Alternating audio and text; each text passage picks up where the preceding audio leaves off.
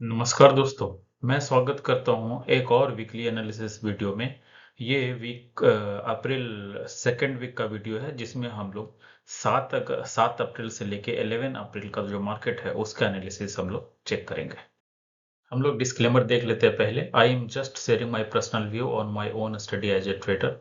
Second, everything I discuss is for educational purpose only. Third, please consult your financial advisor before taking any decision. Fourth, trading in equity market involves risk. Next, Sanjeev Kumar means me is not responsible for any loss or gain. And last, most of the people incurred losses in trading, hence don't take trade on basis of this analysis. Just do your own study and then you should proceed for taking any kind of uh, either long term, short term or swing trading. So we'll see more details in the next. अगर हम लोग FI और DI की बात करें तो FI ने वापस सेल करना स्टार्ट कर दिया है। एफआई सेल कर रहे हैं एंड एज ऑलवेज डीआई वापस बाई कर रहे हैं। नेट बॉट जो लास्ट वीक में है 4 दिनों में वो 1044.32 करोड़ इंडियन रुपीज है। मीन्स इतना इंडियन रुपीज इंडियन मार्केट के अंदर आए हैं अभी। और 10 अप्रैल 2025 को market was close because of Shri Mahavir Jayanti. अगर हम लोग ये टेबल को डिटेल में देखें तो एफआईआई ने कैश मार्केट में 7 अप्रैल, 8 अप्रैल, 9 अप्रैल एंड 11 अप्रैल चारों के चारों दिन उन्होंने सेल किया है और टोटल जो उन्होंने सेल किया है वो 20,911.3 करोड़ रुपीज है। और जो डीआईए ने बाई किया है वो 21,955 मीन्स लगभग 22,000 का बाई किया है। तो टोटल जो मार्केट में इनफ्लो मनी जो आया है इन करोड़ रुपीज में वो है 1044.32 करोड़। मीन्स काफी मनी इंडियन मार्केट में अभी इनफ्लोज हुए हैं। मार्केट फिर भी थोड़ा नीचे जा रहा है बिकॉज अभी हम लोग देख सकते हैं कि मार्केट टैरिफ ट्रम्प के टैरिफ के कारण थोड़ा फ्लक्चुएट कर रहा है, कभी ऊपर जा रहा है कभी नीचे जा रहा है। दूसरा, अभी हम देखते हैं कि जो रुपीज डॉलर के कंपैरिजन में अच्छा हो रहा था वो वापस थोड़ा नीचे गिरा है।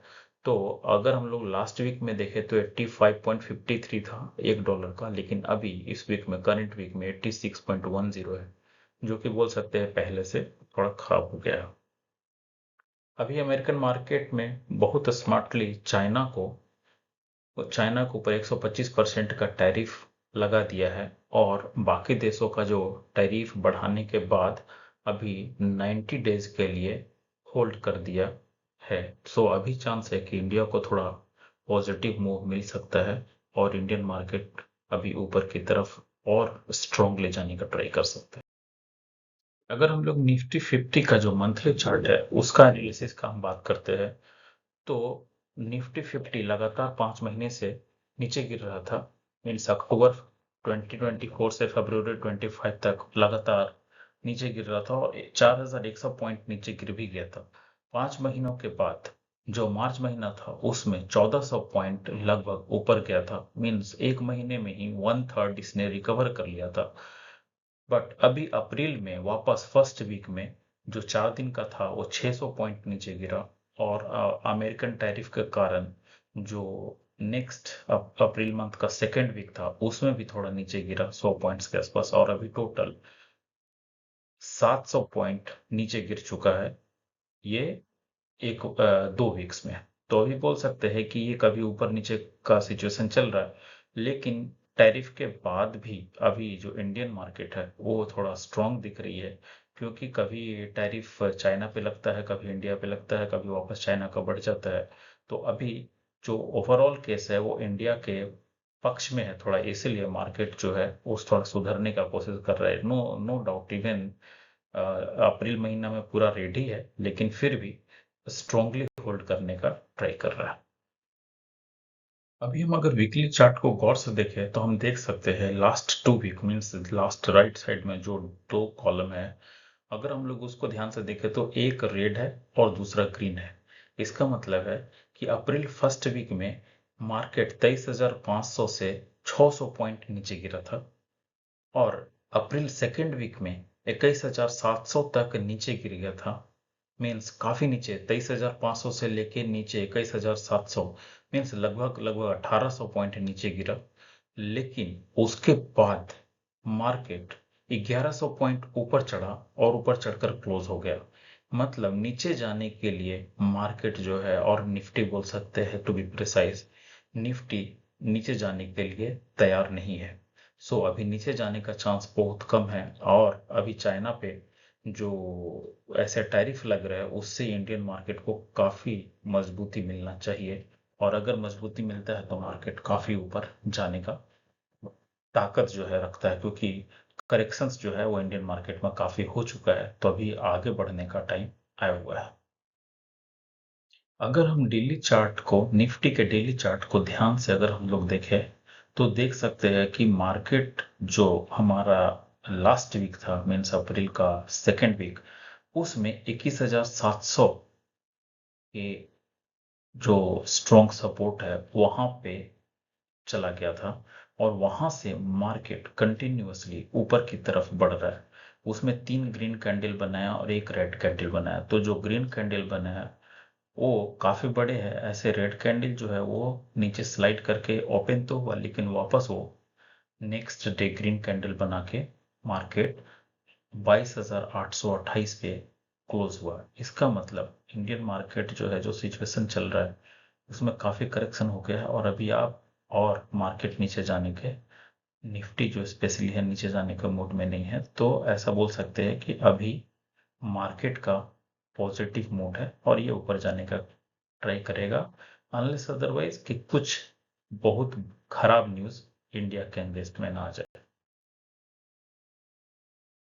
अगर हम लोग बैंक निफ्टी का एनालिसिस करें तो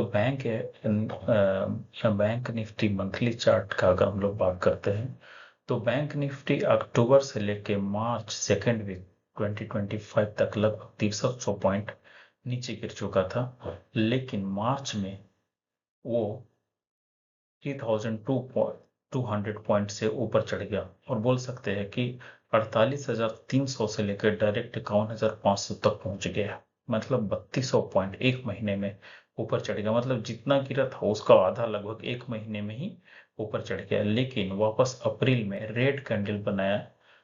और ये जो मेन कारण है इसका वो है अमेरिकन टैरिफ। तो अमेरिकन टैरिफ के कारण जो मार्केट है वो 500 पॉइंट नीचे बंद हुआ है। ऐसे स्ट्रॉन्ग कैंडल के साथ है, लेकिन अभी देखना पड़ेगा। अभी लेटेस्ट बोल सकते हैं कि मार्केट ट्राई कर रहा है होल्ड करने का। लेकिन अभी भी जो अप्रैल का first week and second week में ओवरऑल कैंडल की बात करें अगर, तो वो रेडी है। अगर हम लोग बैंक निफ्टी की वीकली एनालिसिस की बात करें, तो हम अगर पीछे का 4 वीक देखते हैं, means March third week, March fourth week, April first week and April 6 for second week, ये चारों के चारों ना ग्रीन कैंडल दिख रहे हैं। ये चारों के चारों ग्रीन कैंडल है।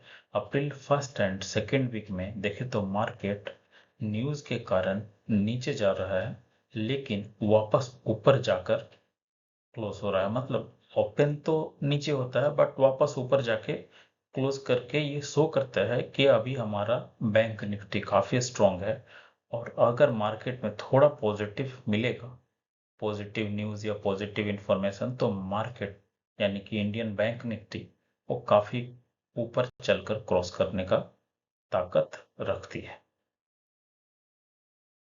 अगर चार्ट में हम लोग डेली बैंक निफ्टी का डेली चार्ट देखें, तो जैसा स्क्रीन पे देख सकते हैं, अगर हम लोग देखते हैं तो मार्केट 3 दिन ग्रीन कैंडल और एक दिन रेड कैंडल बनाकर वो 1,700 पॉइंट ऊपर चढ़कर क्लोज हुआ है।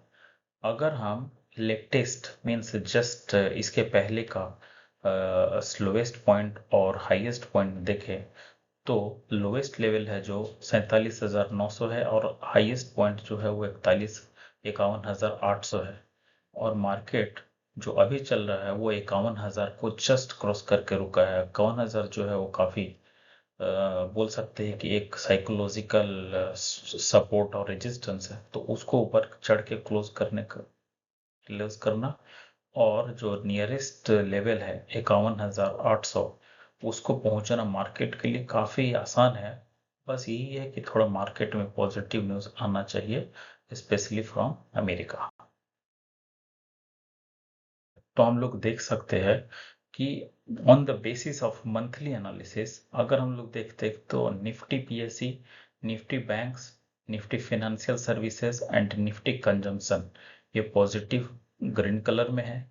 और जो खराब कर रहे हैं मंथली बेसिस पे अगर हम लोग उनको देखें तो Nifty metal, Nifty energy, Nifty reality है। उसी तरह से अगर हम लोग वीकली बेसिस पे देखें कि कौन अच्छा परफॉर्म कर रहा है तो हम लोग देख सकते हैं Nifty auto, Nifty FMCG, Nifty energy and IT. उसी तरह से जो वीकली बेसिस पे खराब कर रहे हैं वो है Nifty reality, Nifty metal and Nifty banks. अगर हम लोग डेली बेसिस पे देखें तो जो अच्छा कर रहे हैं वो है Nifty metal, Nifty auto, Nifty commodities. And जो खराब कर रहे हैं वो है Nifty energy, Nifty FMCG and Nifty reality and consumption. तो अगर हम लोग ध्यान से देखें तो निफ्टी एनर्जी मंथली बेसिस पे भी अच्छा नहीं कर रहे और निफ्टी एनर्जी अभी डेली बेसिस पे भी अच्छा नहीं है। निफ्टी एंड अगर हम लोग निफ्टी कंजम्पशन की बात करें तो मंथली बेसिस पे तो वो अच्छा कर चुके हैं, बट अभी खराब हो रहा है। मतलब उसका जो साइकिल था, सेक्टर का साइकिल, वो खत्म हो गया। अभी हम लोगों को वो खराब सिचुएशन में जा रहा है। तो हमको निफ्टी कंजम्पशन का अगर हमारा कोई स्टॉक है तो उसको हमको चेक करना चाहिए उसका फंडामेंटली सही है या नहीं है। उसके बेसिस पे हमको उससे बाहर निकलने का कोशिश करना चाहिए। बाकी का एनालिसिस आगे देखते हैं। बाकी के जो इंडेक्सेस हैं उनका अगर बात करें जैसे कि Nifty small cap 100, Nifty small cap 250, Nifty 50, Nifty 500, तो ऑन मंथली बेसिस पे देखेंगे हम तो सारे के सारे वो ग्रीन कलर में है, सारे पॉजिटिव है। स्पेशली निफ्टी स्मॉल कैप काफ़ी अच्छा परफॉर्मेंस दिखा रहा है। लेकिन अगर हम लोग उसको वीकली बेसिस पे देखें तो टैरिफ वार के कारण थोड़ा रेड हो गया था, जैसे निफ्टी 500, निफ्टी 200 एंड निफ्टी 50 की बात करें तो। लेकिन वापस डेली बेसिस पे देखें तो ये वापस से ग्रीन कलर में जा रहे हैं, बिकॉज जो इमीडिएटली अभी चाइना पे काफ़ी ज़्यादा टैरिफ आया है उसके कारण उससे इंडियन मार्केट को थोड़ा पॉजिटिव होने का एक अच्छा चांस मिलेगा ऐसा लग रहा है। सो इसीलिए अगर निफ्टी के इंडेक्सेस जो है वो हमारे ग्रीन दिख रहे हैं। क्या करना चाहिए? अभी मार्केट में जो है मार्केट का मूड अभी अच्छा है। एफआईआई के सेल करने के बाद भी मार्केट होल्ड करने का कोशिश कर रहा है। उसका रीजन है डीआईए वापस उतना खरीद रही है जितना एफआईआई बाई कर रही है, या एक तरह से कहे उससे ज्यादा खरीद रही है। Nifty and bank Nifty hold करने का ट्राई कर रहा है। इतनी अनसर्टेनिटी के बाद भी मार्केट नीचे जाने के लिए तैयार नहीं है। ये एक अच्छा मौका है जबकि मार्केट अपने लोएस्ट पोजीशन पे है और मार्केट का ऊपर बढ़ने का काफी अच्छा चांस है, क्योंकि जितना ज्यादा टैरिफ चाइना पे लगेगा वो उतना अपना मटेरियल कम एक्सपोर्ट कर पाएगा यूएसए को। तो इंडियन जो कंपनीज है उनको अभी काफ़ी अच्छा अपॉर्चुनिटी मिलेगा, उनको एक्सपोर्ट करने का ज़्यादा अपॉर्चुनिटी मिलेगा, जिससे उनको ज़्यादा प्रॉफिट होगा और ज़्यादा प्रॉफिट होने के कारण वो ज़्यादा ऊपर बढ़ सकते हैं। उनसे उनका स्टॉक का लेवल जो है वो काफ़ी अच्छे जा सकता है ना। अभी हम अगर सिलेक्शन करना चाहे कि हमको कौन सा स्टॉक सिलेक्ट करके कौन सा खरीदना तो हम कैसे करें, क्या उसका मेथड है? तो अगर हम लोग देखें जैसा कि आप ग्राफ में देख सकते हैं कि स्टॉक जो है वो सिलेक्ट करने के लिए सबका अपना अपना मेथड होता है। लेकिन अगर हम लोग कोई भी स्टॉक सिलेक्ट कर रहे जो मेरा मेथड है उस मेथड पे अगर चलेंगे तो हम ट्राई करेंगे कि कोई भी स्टॉक जो लेवेस्ट लेवल पे पहुंच गया है और उसके बाद वो नीचे जाने का, मार्केट नीचे जाने के बाद भी वो वहां पे ही थोड़ा ऊपर नीचे मूव कर रहा है या ऊपर जाने की कोशिश कर रहा है, तो वैसे को हम लोग सिलेक्ट करेंगे। मतलब हम वैसे स्टॉक को सिलेक्ट करेंगे जो ऑलमोस्ट अपने लोवेस्ट लेवल पर है, ताकि उसमें जो लॉस होने का चांस है, अगर मार्केट नीचे जाता है और वो शेयर काफी नीचे जाकर जो हमको लॉस करता है, उस चीज से बचने के लिए अगर ये लोवेस्ट लेवल के आसपास है तो इसका नीचे जाने का चांस बहुत मिनिमम है, बहुत कम। अनलेस अदरवाइज मार्केट किसी खास रीजन से ना गिरे और गिरे भी तो ये स्टॉक ज़्यादा नीचे जाने वाला नहीं है, क्योंकि वहाँ अब नीचे जाने का कोई स्कोप ज़्यादा बच नहीं रहा। तो ऐसे स्टॉक को सिलेक्ट करेंगे और सेकेंड चीज़ उसमें हम लोग देखेंगे कि इसका मूवमेंट कितना है, कि डेली और वीक में एटलीस्ट 1 टाइम्स और 2 टाइम्स, एटलीस्ट मंथ में 2 टाइम्स इसका मूवमेंट 3 to 5% अपसाइड और डाउन साइड हो रहा है कि नहीं। इसका क्या बेनिफिट है वो हम लोग बाद में देखेंगे, बट मैं ऐसा ही स्टॉक को सिलेक्ट करता हूँ। और थर्ड जो पॉइंट है, ये स्ट्रॉन्ग फंडामेंटल है कि नहीं, मतलब जो स्टॉक हम लोग सेलेक्ट कर रहे हैं वो फंडामेंटली स्ट्रॉन्ग है कि नहीं। तो ऐसा करके हम किसी भी स्टॉक को सिलेक्ट करते हैं। सो हम बाकी का जो स्टॉक सिलेक्शन और ऐसा क्यों करते हैं और क्या क्या पॉइंट्स है वो हम लोग आगे देखेंगे, बट ये मेरा मेथड है जैसा कि मैं स्टॉक सिलेक्ट करता हूँ। सो आज के लिए इतना ही, थैंक यू। बाकी देखते हैं अगले वीक के एनालिसिस में। सो मेरे चैनल को लाइक कीजिए, सब्सक्राइब कीजिए और शेयर भी कीजिए। Thank you.